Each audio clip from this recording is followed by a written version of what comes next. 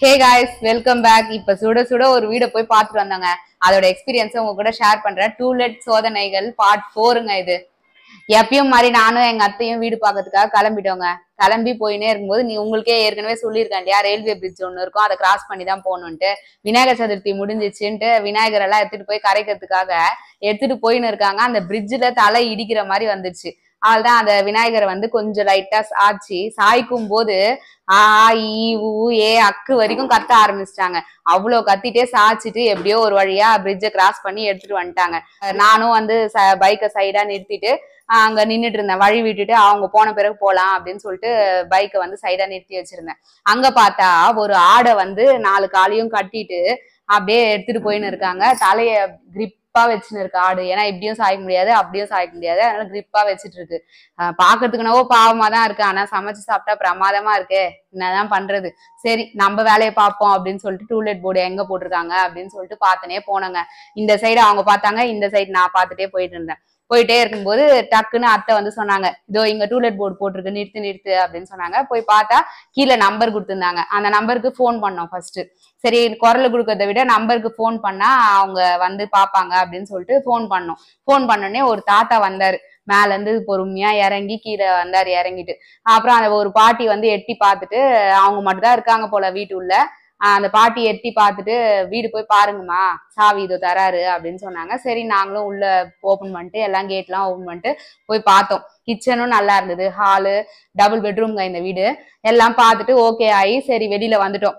சாவி போட்டுட்டு அந்த தாத்தா கிட்டேயே மறுபடியும் போய் நான் மேல போய் கொடுத்துட்டு வந்து நாங்க போன் பண்ணி சொல்றோம் அப்படின்னு சொல்லிட்டு வந்துட்டோம். வந்துட்டு வெளியில வந்து நானும் அத்தையும் பேசிட்டே சரி ஏதாவது சில்லுன்னு ஏதாவது குடிக்கலாம் அப்படின்ட்டு எதிர்க்க பங்க் கடை இருந்ததுங்க. பங்க் கடைனா அதான் பெட்டி கடை மாதிரி வச்சிருப்பாங்க இல்லையா, அவங்க ரொம்ப வருஷமா வச்சிருக்காங்கன்னு நினைக்கிறேன். நம்ம இப்ப வீடு பார்த்தோம்னா அக்கம் பக்கத்துல எல்லாம் விசாரிப்போம் இல்லையா, அது மாதிரி இந்த வீடு எப்படி யாரெல்லாம் எப்படி வாடகை இருந்தவங்க நல்லா இருந்திருக்காங்களா அப்படின்லாம் கேட்டுட்டு இருந்தாங்க அத்தை. வீடெல்லாம் ஒன்றும் குறை இல்லம்மா, எல்லாருமே நல்லா வாழ்ந்துட்டு தான் போயிருக்காங்க. ஆனா ஒண்ணு, லாஸ்டா ஒருத்தர் வந்து வாடகை இருந்தவர் வந்து நிராசையா இறந்து போயிட்டாரு அப்படின்னு சொன்னாங்க.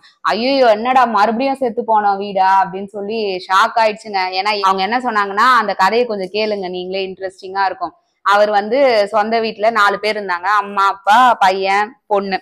அவர் வந்து ரொம்ப கஞ்சங்க. 5 ரூபாய் செலவு பண்ணணும்னா கூட யோசிச்சுதான் பண்ணுவாராம். சாப்பாடு அரிசி கூட இது வரைக்கும் வாங்கினதே கிடையாது. வெளியில கடையில ரேஷன் அரிசி தான் வாங்குவாரு. ரேஷன்ல ஏதாவது பொருள் போடுறாங்க அப்படின்னா முதல்ல ஆளா போய் நிப்பாரு. அந்த மாதிரி அவ்வளவு கஞ்சமா இருக்கு அவரு.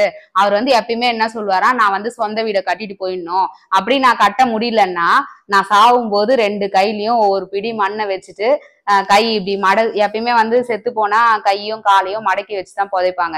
அந்த மாதிரி மடக்காம கை இப்படி நீட்டி வச்சுட்டு 2 கையில 2 பிடி மண்ணை வச்சு புதைச்சிருங்க அப்படின்னு சொல்லிட்டே இருப்பாரு அவங்க ஃபேமிலி கிட்ட. அதே மாதிரி அவரு சொந்த வீடு கட்டாமையே செத்து போயிட்டு இருக்காரு. அவங்களும் வந்து வீட்டுல இருக்கவங்களும் அவர் ஆசையை நிறைவேற்றணும்ட்டு 2 கையிலயும் மண்ணை வச்சுட்டு புதைச்சிருக்காங்க. இந்த கதையை அவங்க சொல்லிட்டாங்களா, அவள் தான் வீடு நல்லா இருக்கு, வீடு ஒரு குறையும் கிடையாது, வீடு சூப்பரா இருக்கு. நம்மளோட எல்லாரு கனவும் என்னது, சொந்த வீடு கட்டணும் அப்படின்றதுதான். இப்ப வாடகை வீட்டுல இருந்துட்டு நம்ம சொந்த வீடு கட்டிட்டு போகணுன்ற இதுலதான் நான் வாடகை வீடே பாத்துட்டு இருக்கேன். லாஸ்ட்ல நான் பார்த்த வீட்லயே வந்து சொந்த வீடு கட்ட முடியாம அவர் இந்த மாதிரி செத்து போயிட்டாருன்னு சொன்னோன்னே ரொம்ப ஒரு மாதிரி ஆயிடுச்சுங்க. அதனால வீடுனவோ ஒரு குறையும் கிடையாது. நெக்ஸ்ட் வேற டூலெட் தான் போய் பார்க்கணும்னு நினைக்கிறேன்.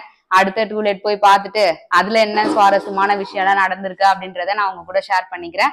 வீடியோ லைக் பண்ணிட்டு சப்ஸ்கிரைப் பண்ணிடுங்க.